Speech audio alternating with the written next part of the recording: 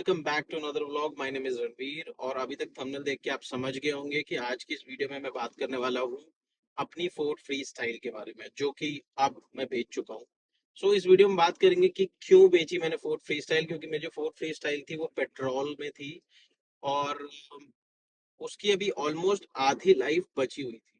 Still I have decided to sell my car. मेरी गाड़ी almost 7.5 साल 8 साल के आसपास मैंने चलाई है।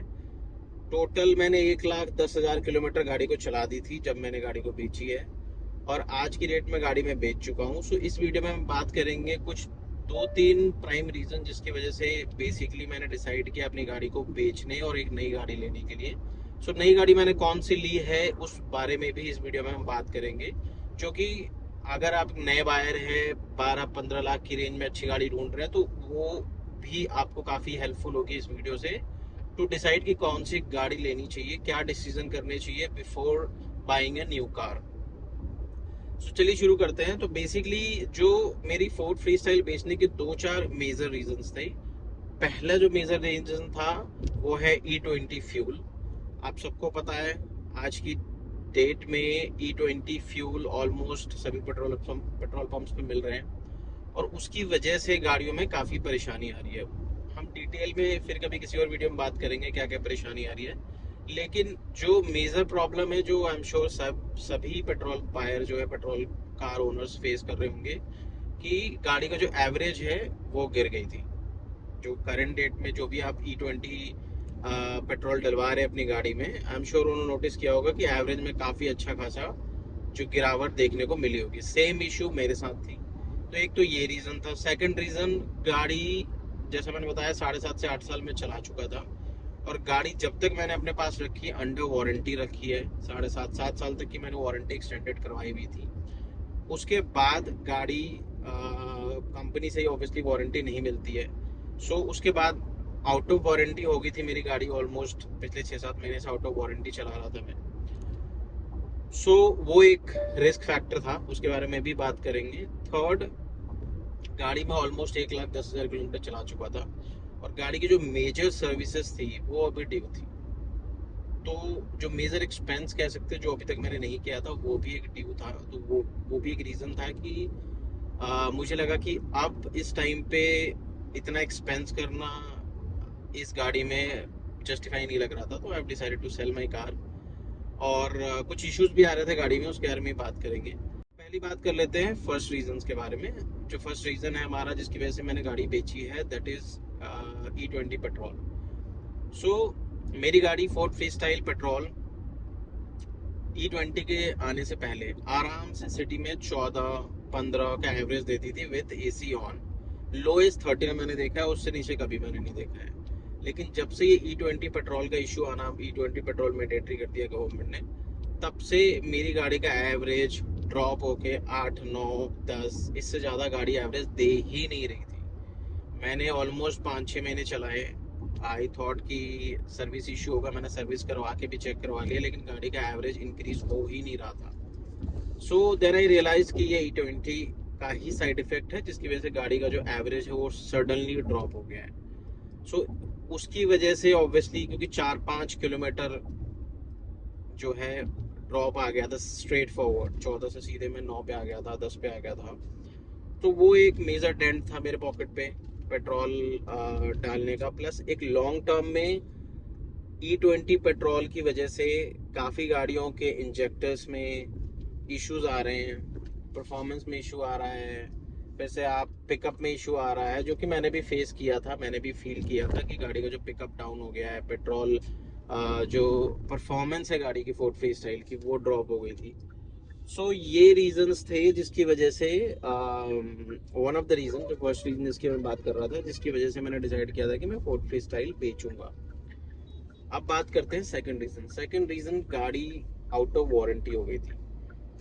देखिए, मेरा मानना है कि अगर आप एक कार ओनर है तो गाड़ी तभी तक आपके लिए एक एसेट, अब एसेट एंड लायबिलिटी का डेफिनेशन बहुत अलग चीज, अलग अलग अलग है सबके माइंड में। ऑल्दो कई लोग कार को एसेट कंसिडर नहीं करते हैं, बट ठीक है, this is kind of asset for you because बहुत जगह आप इससे पैसे भी सेव करते हैं। फॉर एग्जांपल आप पूरी फैमिली के साथ अगर आप आउट ऑफ स्टेशन ट्रैवल कर रहे हैं, बाई कार ट्रैवल कर रहे हैं, you can save easily good amount of money, comfort के साथ ट्रैवल कर रहे हैं। वेयर आप एयर ट्रैवल कर रहे हैं तो उसमें कितना कॉस्ट लगता है हम सबको पता ही है, तो वो कॉस्ट ज़्यादा ही होता है। लेकिन अगर वही गाड़ी आपकी आउट ऑफ वारंटी हो जाती है तो वो एक तरीके से लाइबिलिटी हो जाती है, आप ही के लिए नहीं, प्लस जो सर्विस सेंटर है जहाँ से आप जो कंपनी के सर्विस से आप सर्विस सेंटर सर्विस करवाते हैं उनको भी क्लियर मौका मिल जाता है। क्योंकि जैसी गाड़ी आपकी आउट ऑफ वारंटी हो जाती है, आप नोटिस करेंगे, जो मैंने फील किया था, कि जो सर्विस सेंटर है वो आपको 4-5 चीजें गिनवाना शुरू कर देंगे कि सर इसमें ये भी एक प्रॉब्लम है, ये भी करवा लो, ये भी चेंज करा लो, टाइमिंग बेल्ट करा लो, सस्पेंशन करा लो। बहुत सारी चीजें बताना शुरू कर देते हैं, जो कि उनको पता है कि गाड़ी आपकी आउट ऑफ वारंटी हो गई है। अब जब आउट ऑफ वारंटी हो गई है तो ऑब्वियसली आप इसको रिस्क, जो भी काम करवाएंगे वो अपने पैसे, अपनी जेब से पैसे लगाने के बाद ही करवाएंगे। तो ये जो है जो सर्विस सेंटर्स है ओनर्स, उनको पता होता है, तो वो एक तरीके से आपका फायदा उठाना शुरू कर देते हैं, तो वो आपके लिए आपके पॉकेट पे बहुत भारी पड़ सकता है। इसी वजह से आउट ऑफ वारंटी कार को रखना मेरे अकॉर्डिंग तो काइंड ऑफ लाइबिलिटी है।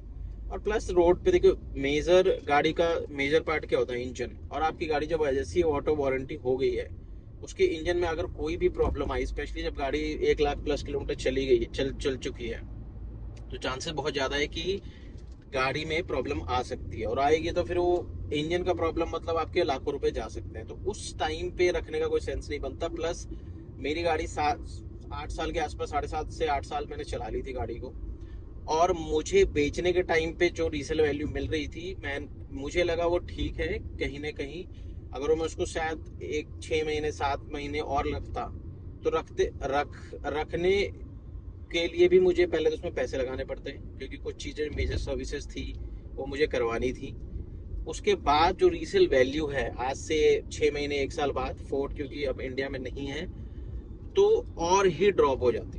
ठीक है, तो मुझे लगा इस टाइम पे मुझे एक डिसेंट रीसेल वैल्यू मिल रही है, जो मैंने एक्सेप्ट कर ली और अपनी गाड़ी को बेच दी। थर्ड मेजर रीजंस जो था, जो मैं आपको बता रहा था, कि गाड़ी की जो मेजर सर्विसेज थी वो अब ड्यू हो गई थी। क्योंकि 1,10,000 किलोमीटर चलाने के बाद उसमें काफ़ी सर्विसेज, काफ़ी चीज़ें जो थी मुझे सर्विस करवानी थी।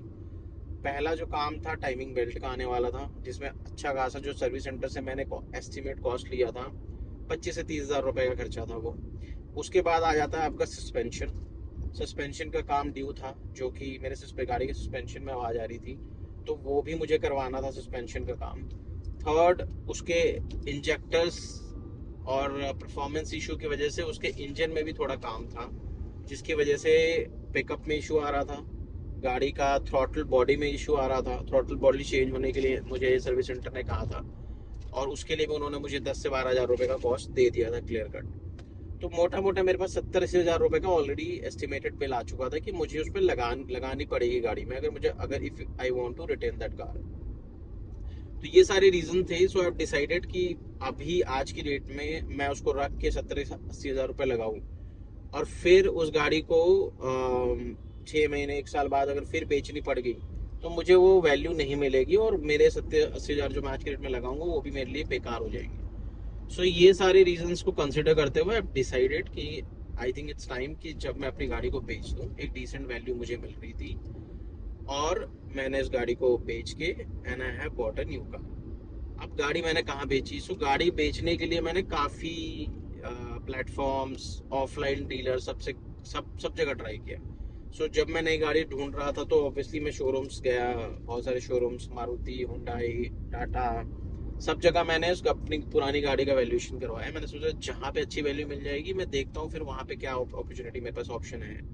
बट सब जगह ऑलमोस्ट सारे डीलर के पास मुझे एक जैसी वैल्यू मिली, एक जैसी स्टैंडर्ड वैल्यू, जो कि मुझे लगा बहुत कम है। फिर मैंने कास 24 पे वैल्यूएशन करवाई अपनी गाड़ी को, स्पिने पे करवाई। सरप्राइजिंगली स्पिनी का जो वैल्यूएशन आया वो भी डीलर, जो ऑफलाइन डीलर जिन्होंने मुझे वैल्यूएशन दी थी, उसी के आसपास ही आया। जस्ट दैट, बस एक कास 24 का जो वैल्यूएशन मेरे पास आया वो अच्छा खासा आया। इनिशियल वैल्यू उनका भी थोड़ा कम था, बट मैंने उनको बोला कि इस रेट पे तो मैं अपनी गाड़ी नहीं दे पाऊंगा। फिर उन्होंने उस वैल्यू को मेरे ख्याल से 40 से 50 हज़ार रुपये बढ़ा दिया, and that time I decided कि ठीक है, वो डिसेंट वैल्यू मैंने बहुत जगह चेक कराने का, सबसे अच्छा जो मेरे को अच्छी वैल्यू जो मिल रही थी वो Cars 24 से मिल रही थी। देन आई डिसाइडेड कि मैं इनको ही कार दूंगा। एंड Cars 24 में देने का आपको बेनिफिट ये होता है कि एक तो आपका हेडेक नहीं है, आरटीओ ट्रांसफर ये सारी चीजें, ये Cars 24 खुद ही देखते हैं। ऑल्दो आज की डेट में अभी तक वो ट्रांसफर हुआ नहीं है, मैं I can see in the app वो पेंडिंग है, ड्यू है, वो मे भी जल्दी हो जाएगा, नहीं होगा तो I will follow up with the Cars 24। लेकिन एटलीस्ट वो आपकी हेडेक नहीं है, आप लोकल डीलर को दे रहे हैं या किसी अपने रिलेटिव को सेल आउट कर रहे हैं, तो उसमें क्या है कि आप ट्रांसफर की हेडेक है। प्लस जैसे मेरी गाड़ी मैंने बताया कि बहुत सारे इंजन इन सब चीज़ों का काम था, तो वो अगर आप किसी रिलेटिव को देते हैं तो फिर वो अलग परेशानी है, फिर वो आपको बोलेंगे कि आपने ये गाड़ी दी है, इसमें इतना काम तो भी बचा हुआ है, ये सारी चीज़ें 100 चीज़ें हो जाती हैं। तो बेस्ट ऑप्शन था Cars 24, जिसमें मेरे को डिसेंट वैल्यू मिल गई, और सारी जो हेडेक है वो Cars 24 के पास है, मेरे पास कोई हेडेक नहीं है, आरटीओ ट्रांसफर वगैरह Cars 24 खुद ही करवाएंगे। सो ये ओवरऑल रीजंस थे जिसकी वजह से मैं डिसाइडेड कि सेल माई कार, कि मेरे को Cars 24 मेरी जो फोर्ड फ्री स्टाइल है वो मैं बेचूंगा। प्लस काफ़ी टाइम ऑलरेडी हो चुका था कार्स फोर्ड फ्री स्टाइल को चलाते हुए, and now I have started feeling कि कहीं ना कहीं जो फोर्ड फ्री स्टाइल है उसमें कैबिन स्पेस उतना नहीं है, स्पेशली जब आप 4-5 लोग, पूरी गाड़ी फुल होके जाती है, तो स्पेस की कहीं ना कहीं कमी तो लगती है उस गाड़ी। वो मेरे को फील होने लग गया था, प्लस ये सारे रीजन से, तो सब सब सारी चीज़ों को कंसिडर करते हुए मैंने डिसाइड किया कि I will sell my Ford free style. So finally मैंने अपने Ford free style sell out कर दी। इट वॉज डिफिकल्ट टू से गुड बाय, क्योंकि 7.5 साल मैंने गाड़ी चलाई है, और वो गाड़ी literally fun to drive car थी। उस टाइम पे जब मैंने उसको परचेस किया था, 7.5 लाख में परचेस किया था, 7.5 लाख में वो सारे फीचर्स जो उस गाड़ी में मतलब उस गाड़ी में जो ऑफर किए जा रहे थे उस टाइम पे कोई भी गाड़ी में आपको नहीं मिल रहा था। एक crossover fun to drive with all premium features, काफ़ी अच्छी गाड़ी थी। लेकिन आज की डेट में मुझे एक नई गाड़ी की ज़रूरत थी, तो मुझे बेचनी पड़ी। एंड आई एम श्योर जहाँ भी वो गाड़ी जाएगी, जिसके पास भी जाएगी, उनको उस गाड़ी की ज़रूरत होगी। सो ऑल इन ऑल मेरे लिए भी अच्छा है, उस गाड़ी के लिए भी अच्छा है। अब बात कर लेते हैं, गाड़ी तो मैंने बेच दी, अब कौन सी नई गाड़ी ली है। सो ये मैं आपको डिटेल में अगली वीडियो में बात करूंगा, तब तक आप गैस कर सकते हैं। अभी मैं इस वक्त मैं नई गाड़ी में से ही वीडियो बना रहा हूँ, एंड इंटीरियर देख के if you can gas, well and good. बाकी हम अगली वीडियो में डिटेल में बात करेंगे मैंने कौन सी गाड़ी ली है, क्या रीज़न से इस गाड़ी को परचेस करने के लिए। अगर आपके पास 12 से 15 लाख का बजट है तो क्या ये गाड़ी आपके लिए बेस्ट फिट है, नहीं है, क्या क्या रीजंस थे जो मैंने कंसिडर किए बिफोर बाइंग दिस कार, वो सारी चीज़ें हम डिटेल में अगली वीडियो में बात करेंगे। लेकिन आई कैन से